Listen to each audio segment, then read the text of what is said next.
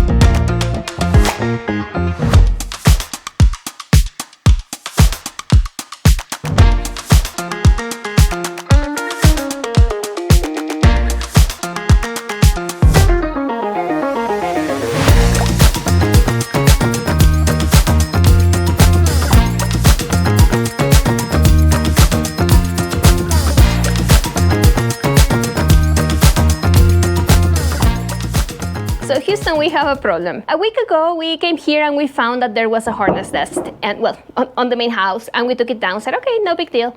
And then yesterday, we came and we found another hornet's nest right there, and we took it down. But then this morning, we came back and we found another hornet's nest, like maybe a foot or two from there.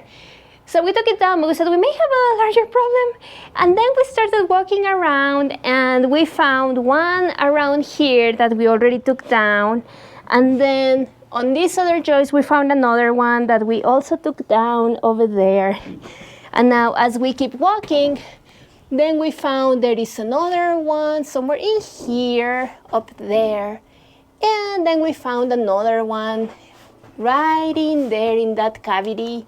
And I wouldn't be surprised if we have any more nests behind all this rock wool that we have stored in here. So we obviously have a problem. So, you know, if you have any tips for us, you'll probably see this like a few months from now. But if you have any tips for us on how we can prevent this, please let us know. We would truly appreciate them and we'll share them on the next video. So our priority of the day is to work on the walls of the main house, but with this hoarding jacket thing, we had to deviate our priorities for a little bit. So we have removed 6 nests and they were full of eggs. So we're kind of glad that we found them at the right moment, otherwise we will find a colony of hoarding jackets in here at some point. But anyways, so we tried to put insecticide, the one that goes on like the walls, and it didn't do anything to them.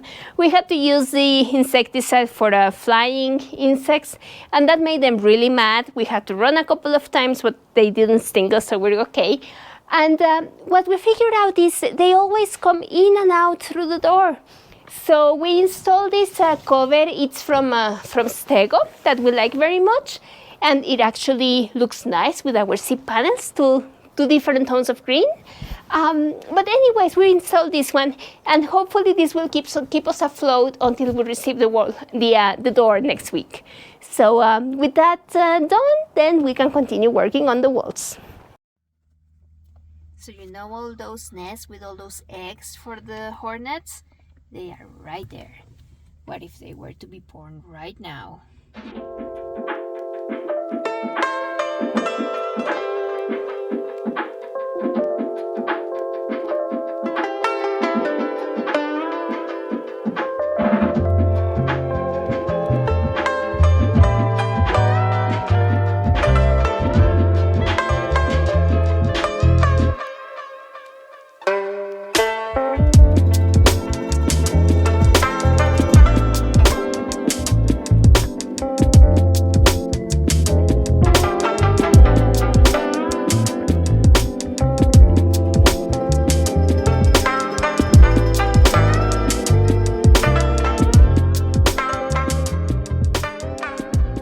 you can see over here, we are making very nice progress.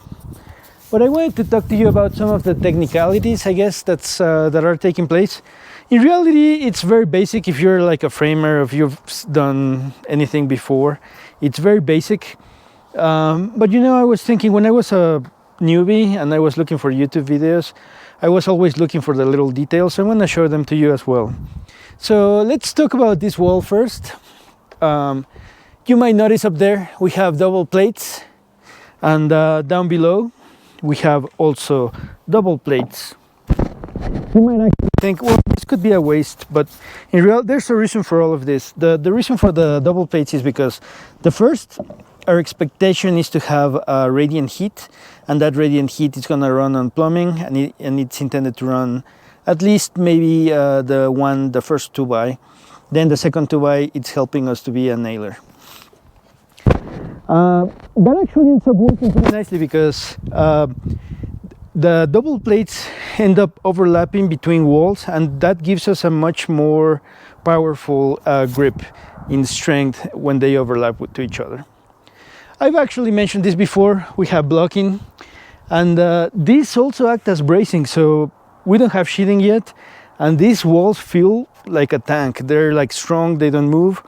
So we really like them. I know the engineer doesn't require them, but they actually end up working very well. Finally, let's talk about this window right here. We actually have two windows, and the goal is to have a cabinet right here. But we were actually being very careful right here because the cabinet, the height, right here is the kitchen. The height of the countertop is 36 inches, and that falls around here. And we needed to be very careful to make sure that we were not above it or too close, because we need to put electrical outlets all around it. So that's what's taking place. Let's continue building the rest of the house.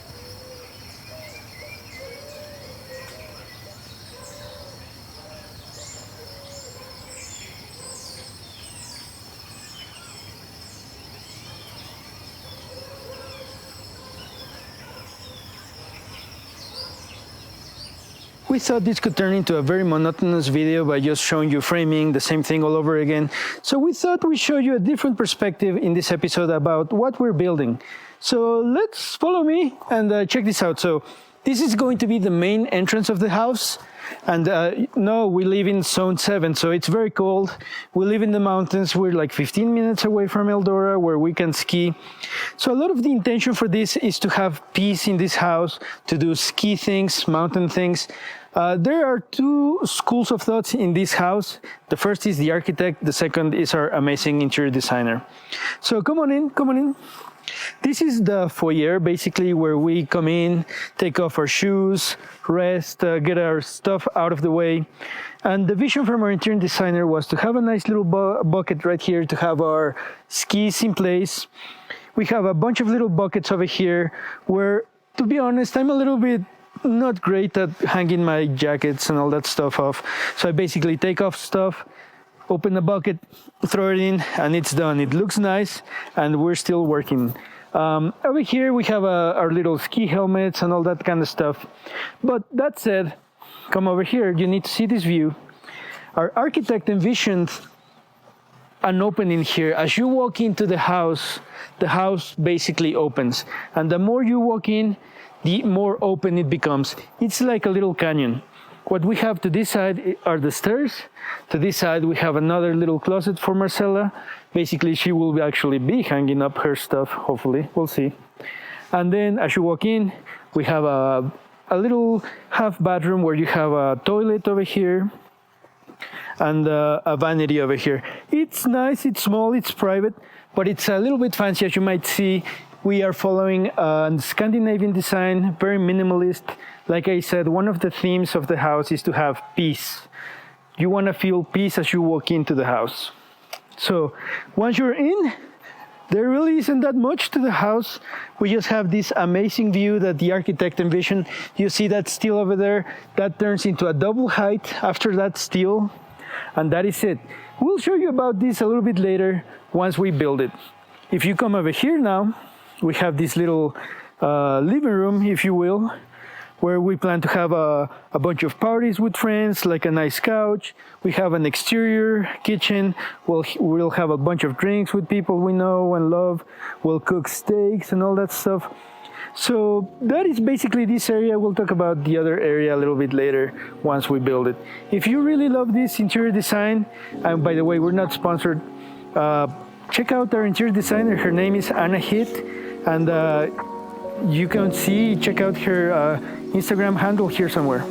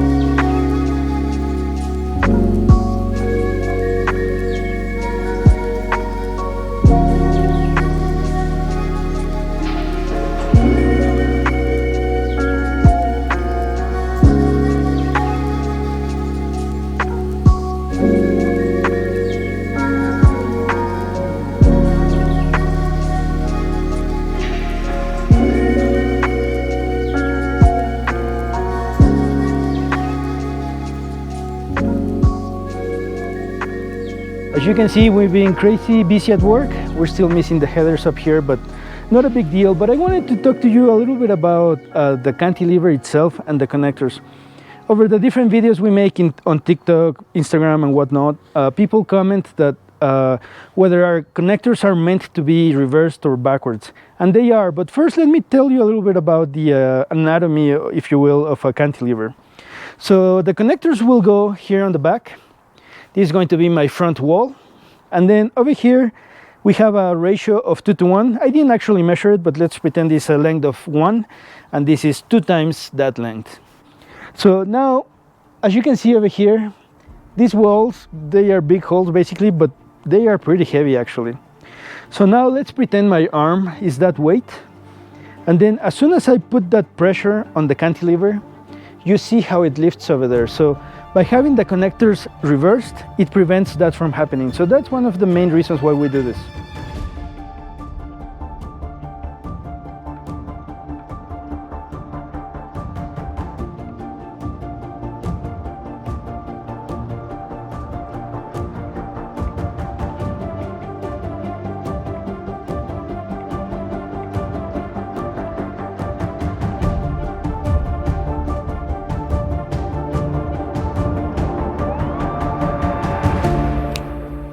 Magic, the power of editing. We have a floor system in process, but that's for next episode, so stay tuned. It's going to be a lot of fun. We have some guys coming over, but let's continue our tour of the interior design of this house and the amazing work our interior designer has done, Anna Hit. Basically, let's continue from here. Over here we have a green wall. We're hoping to grow some hydroponic plants, let's say lettuces, basically anything that's for cooking.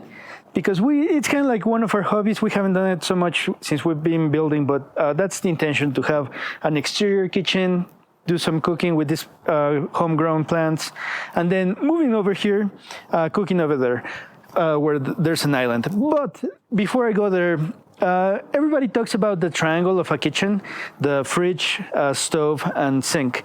In our case, we kind of broke that because we have a straight line. So we have a fridge over here, and the intention is, again, based on the areas. This is kind of like a fun party area. So if we're having guests, it'll be easy for people to come to the fridge, get some beers, get some Cokes, whatever, and then continue their life having fun outside. Then if we move on to the inside, like life inside, we have an island here somewhere. It's probably going to be around here because we have a range hood that needs to go into the roof, and it's going to be coming out of probably this joist bay. The island has an inductive stove, and the plan is to be cooking while you're like looking at the mountains. It'll be a little bit like a hibachi style with people sitting in front of it and maybe to the sides. So yeah, And then from there, this is basically just cabinetry underneath. We have some cabinetry up here, but it's all about the view. We'd love for this house to be a passive house, but if it were to be a passive house, let's be honest, it would be a box without windows. But we'll take the view first. So this will be all cabinetry, dishwasher, and all that stuff. And then the sink will be over here. So the vision then is a different kind of lifestyle where you're cooking on the island and then you move on to have your guests on the fancier dinner type over here. And one thing is we did also break the rule of the kitchen triangle because our marriage is important and we want to stay married for a long time. So you might see that we have 2 microwaves, one over there, one over here. And we decided to break it in zones because that way Marcela can do her things over there, I can do my things over here. We stay out of each other's way, and we remain happy. So yeah, let's continue building.